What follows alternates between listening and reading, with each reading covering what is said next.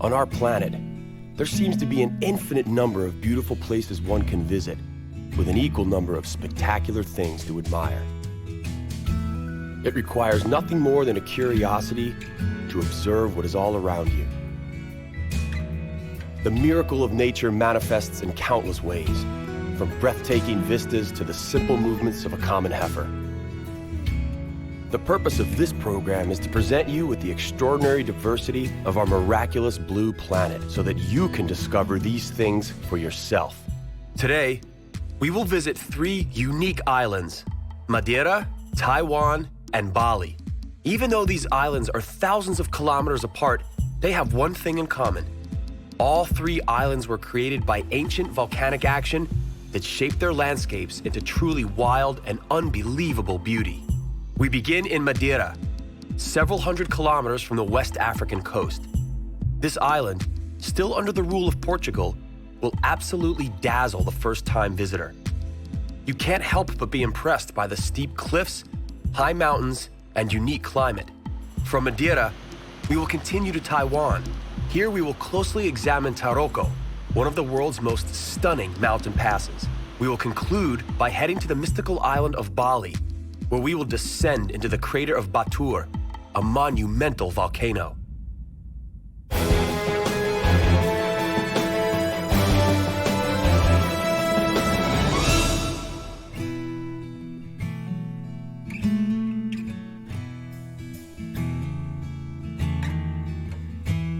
In the year 1491, a storm at sea caused Spanish seafarers to abandon their ship and head for shore. When they ended up landing on the shores of Madeira, they thought they had reached the end of the world. Remember, in 1491, people still believed the world was flat. The sight of dark clouds clinging to the peaks of high mountains frightened the medieval explorers so much, they believed they had reached the gates of Hades. They were, to say the least, reluctant to come closer to Madeira. They overcame their fear and landed in this bay, where the town of Machiko stands today. According to local legend, Machiko was named for Roberta Machiko. As the story goes, she and her lover escaped from England, where their love affair was prohibited. This supposedly occurred 100 years prior to the first Portuguese sailors landing here. It is difficult to determine whether this story is real or fabricated. In any case, a statue of the Portuguese captain, Cristal Vaz Teixeira, who commanded the Portuguese exploration, stands in front of the local church.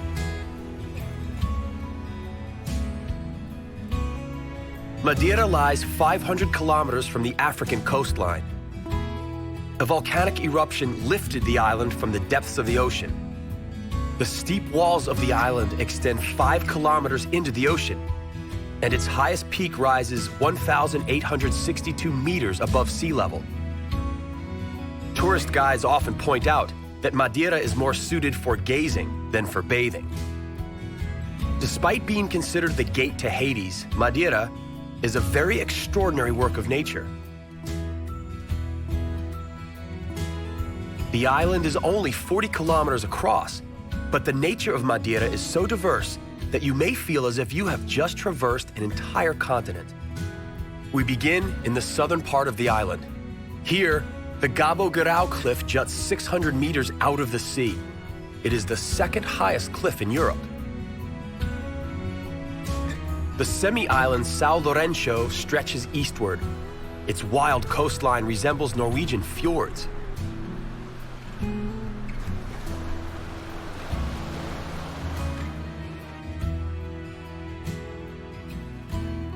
The island's interior is wilder still. Volcanic activity formed an enchanting mountain range. Its beauty can be compared to that of the Alps or the Rocky Mountains.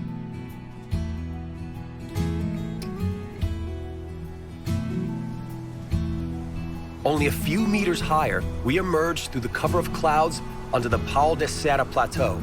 Its rugged, windswept landscape could make you believe you are on the moors of the Scottish Highlands.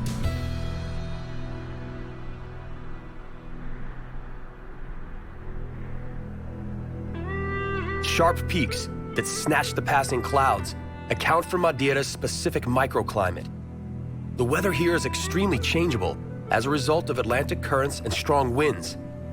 That's why the weather forecasts are only released with a 10 to 30% accuracy rating. It often happens that while tourists in the southern part are sunbathing, torrential rains are lashing the northern part, and the mountains in the interior are being blanketed with snow. Madeira is sometimes called the island of the never-ending spring.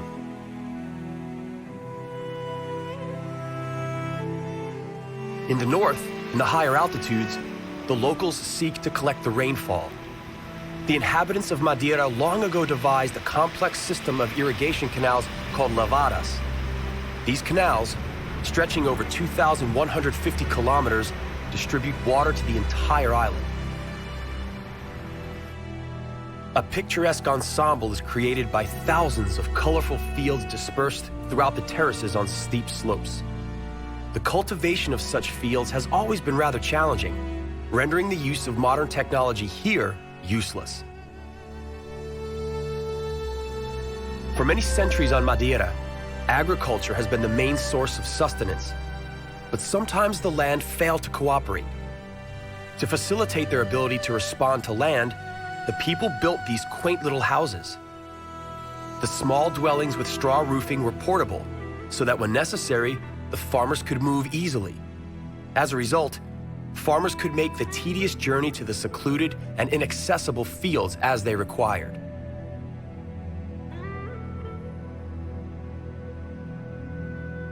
The complicated accessibility of arable land was aided by an extremely favorable climate for agriculture. Perhaps that explains why some refer to Madeira as the garden in bloom in the middle of the Atlantic. The mild climate is suitable for the growing of vegetables, exotic fruits, and even flowers, a fact that becomes obvious in the marketplace.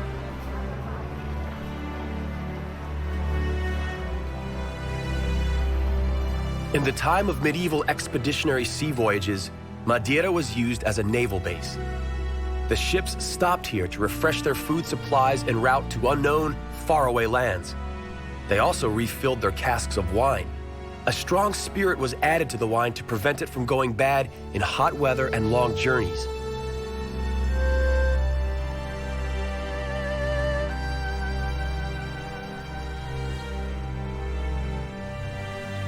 The tough life in the rocky terrain affected not only the local agriculture, but the means of travel. A sled is commonly associated with winter and snow. In Madeira, however, a sled is used year-round to facilitate transportation from the hillsides to the valleys. Today, this means of transportation is primarily used as a tourist attraction. The skill with which the men operate their sled is remarkable. The wicker sled hurtles downhill at a speed of 35 miles per hour. To control it, one requires special leather shoes with reinforced soles and years of experience.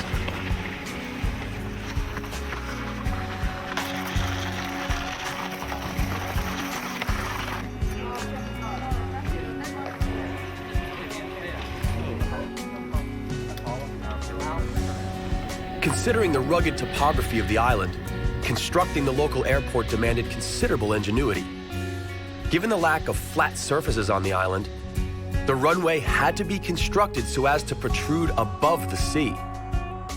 This unique construction resembles a giant aircraft carrier. Therefore, the pilots must operate their aircraft with absolute precision.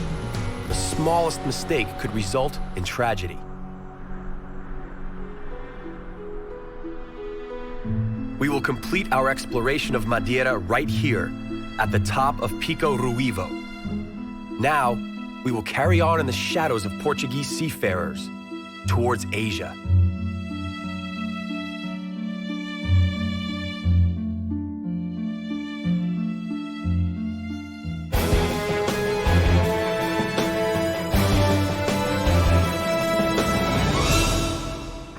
While those who first discovered Madeira were frightened, those who first discovered Taiwan were immediately enchanted. When they landed, they called out in excitement, Ilha Formosa, meaning beautiful island in Portuguese. For several centuries, Taiwan was known to the Western world only by the name Formosa. Today, you'll only find that name in old history textbooks or on very old boxes of tea. Its Chinese name, Taiwan, is no less poetic and fitting. It stands for a terraced bay. Madeira and Taiwan have one thing in common. They are both the result of volcanic activity. Taiwan is believed to have come into being about 150 million years ago. Here, the Earth is still boiling under the crust. Remains of volcanic activity are found in Yangmingshan National Park, located only a few miles from the capital city of Taipei. Hot sulfuric springs rise to the surface through the cracks in the Earth's crust.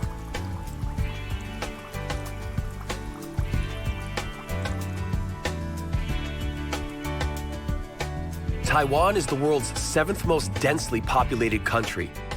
Most of its inhabitants are crowded into the northern part of the island.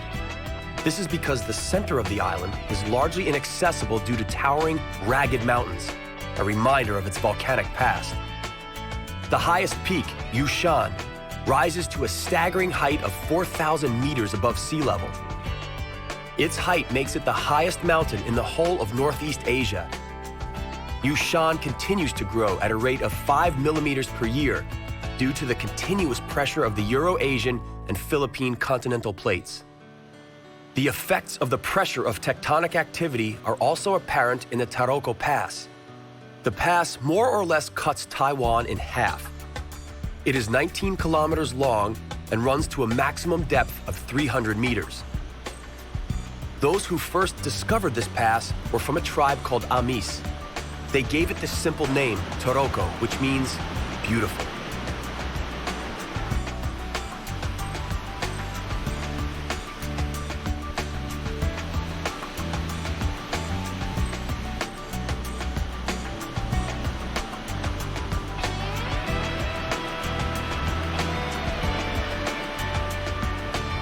This imposing road through the pass was built in the 1950s.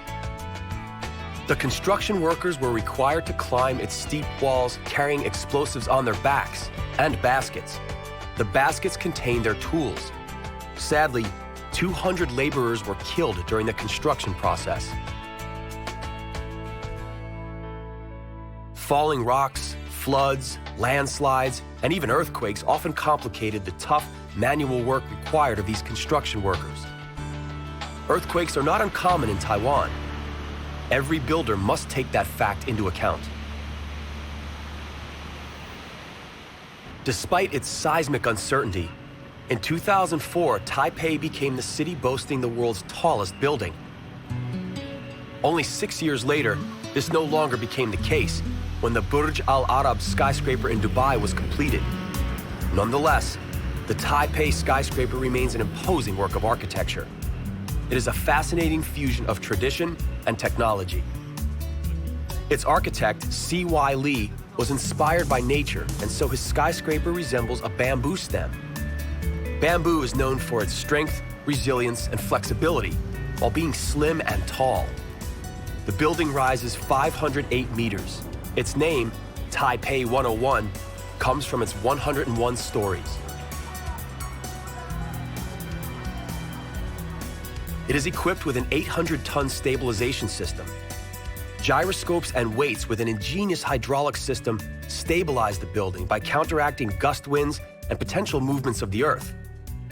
As a result, the building was made to withstand earthquakes of up to 7.0 on the Richter scale. The priority for this building was its protection against the forces of nature.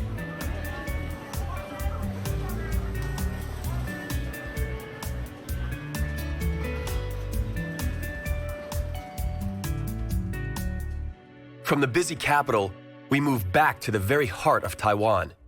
Well-manicured tea plantations adorn the otherwise mountainous landscape. The drinking of tea is an important aspect of the Taiwanese culture. Oolong tea, grown in the local mountains, is ranked among the best and most expensive teas in the world. These bushes are around 60 years old and still bear leaves worthy of preparation for this delicious brew.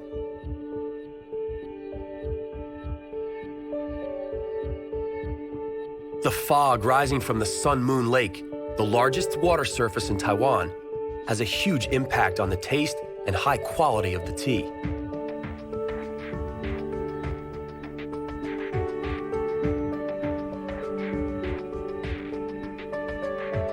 Evidence of the city's tourist popularity is found in the number of day trip boats by the pier and the plethora of little shops in the local streets. But it is customary in Taiwan for the old and the new, ancient and modern, to peacefully exist side by side. The booming tourism industry does not, in any way, disrupt the local way of life.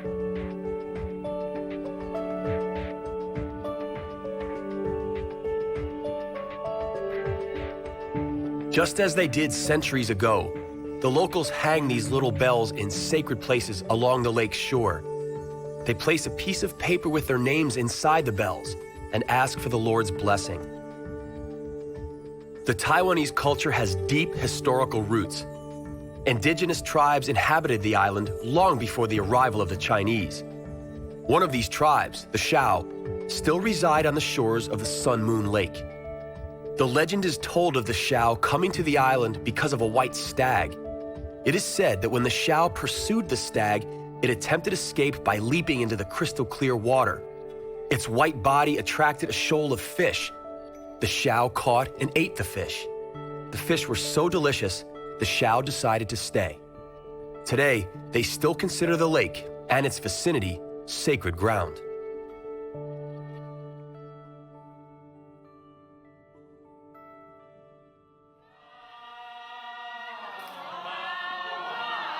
The tribe still maintains its ancient traditions, though today it only numbers 550. What you see here is an annual ritual in celebration of the harvest. The natives dance around a basket which contains clothes of their ancestors. They express gratitude to their ancestors for ensuring their gods' goodwill and a good harvest.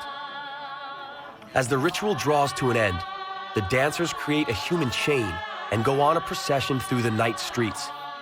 The first in line bangs a staff on the ground, symbolizing wheat beating. The last one in line sweeps, symbolizing the collection of the harvest. As the ritual draws to an end, so does our journey through Taiwan. We are headed to yet another Asian island known for its natural beauty and rich cultural tradition.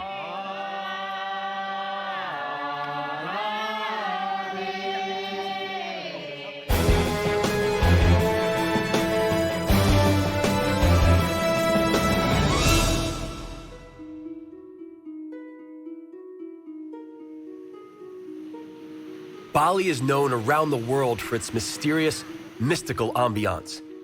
It is said that Bali is the last place on Earth where ghosts and demons still mingle among mortals. The Balinese people believe this and take it for granted. Demons and ghosts are deemed to be their natural neighbors and are treated with utmost respect and reverence. Hinduism is the principal religion in Bali. However, the practice of their religion is strongly influenced by ancient animistic cults.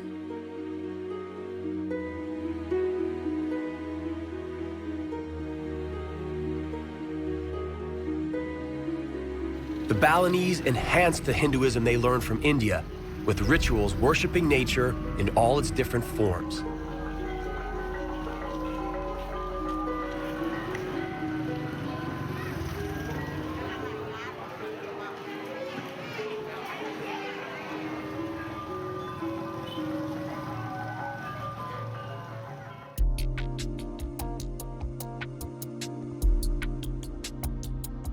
A deep worship of the trees is typical among the people in Bali. The banyan tree is considered sacred. It is perceived as a symbol of immortality and reincarnation. Long sprouts shoot from its robust boughs and reach to the ground where they take root and form secondary trunks. Thus, the tree continuously grows and rejuvenates.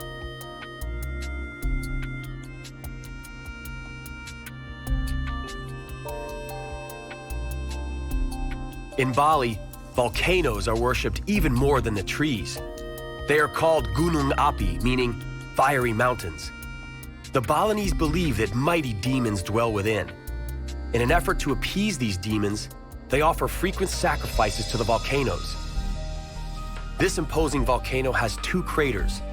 The outer, oval crater has become a lake measuring 17 kilometers in diameter and rising 1,500 meters above sea level. The inner crater is smaller, but rises to 1,800 meters above sea level and is still considered active. It last erupted in 1994.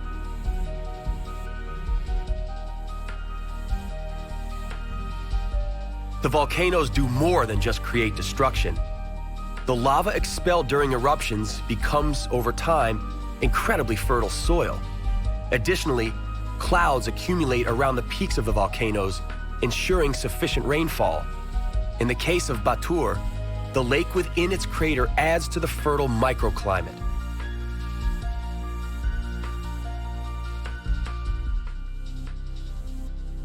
The fertile foothills of the volcanoes are ideal for planting rice. Rice is the most important local food staple. The carefully cultivated terraced fields resemble the Garden of Eden. It is the product of hard labor over several generations. The irrigation and cultivation system of the surrounding landscape has been a work in progress for over 2,000 years. The result is an ingenious yet comprehensive ecosystem, the purpose of which is not solely the cultivation of rice. The grass growing on the terraces, for instance, is cut and fed to cattle and poultry.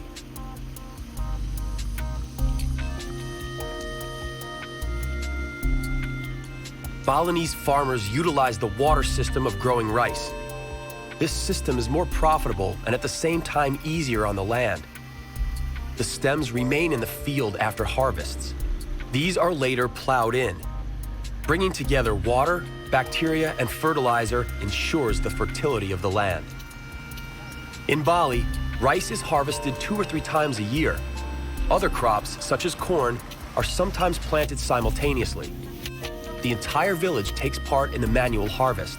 It is part of a ritual, wherein the blessing of the harvest is combined with the acknowledgement of the goddess of rice, Dewi Sri. The Balinese people seek to live symbiotically with nature. They are well aware of their responsibility to the environment they live in. Through daily rituals, they express their gratitude for nature's gifts. The climax of the religious lifestyle occurs during the temple festivities. The preparation of the tree worship ritual is in full swing in a temple near the town of Tampaskaring. Women prepare rich sacrificial baskets for the occasion. Rice is an integral sacrificial product. It is offered to the gods in a conical shape symbolizing a cosmic mountain. The individual rice grains represent animals, plants, and people. The sacrifice portrays the interconnection of earthly life with the universe and the gods. Here, colored rice dough is being worked. The villagers create all sorts of festive decorations from the dough. The creations are fried in sizzling coconut oil, and when ready, are put together in intricate patterns with spiritual motifs.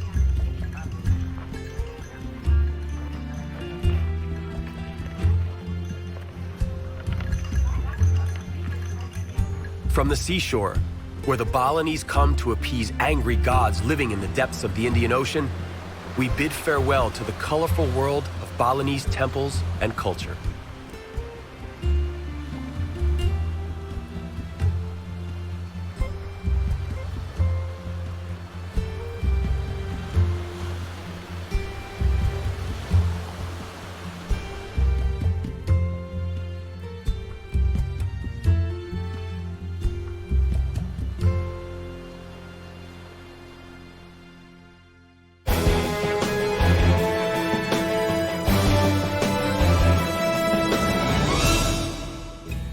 Our journey to the miraculous nooks of our planet comes to an end, for now. On the next exploration of our compelling and bountiful planet Earth, we shall discover that when one hears Mongolia, one should think of more than just the desert and camels. The environment of the Gobi Desert is so diverse, you can find everything from uncharacteristic ice passes to breathtaking waterfalls and lakes. From the Gobi semi-desert, we will move on to the lush, green, northern Mongolian hillsides that provide refuge for Buddhists. 5,000 kilometers further southeast of the Gobi lies Jordan. We will conclude our journey in the footsteps of Indiana Jones, in the Jordanian Petra, and on the shores of the Dead Sea. That's all right here on Miracles of Nature. We hope you'll join us.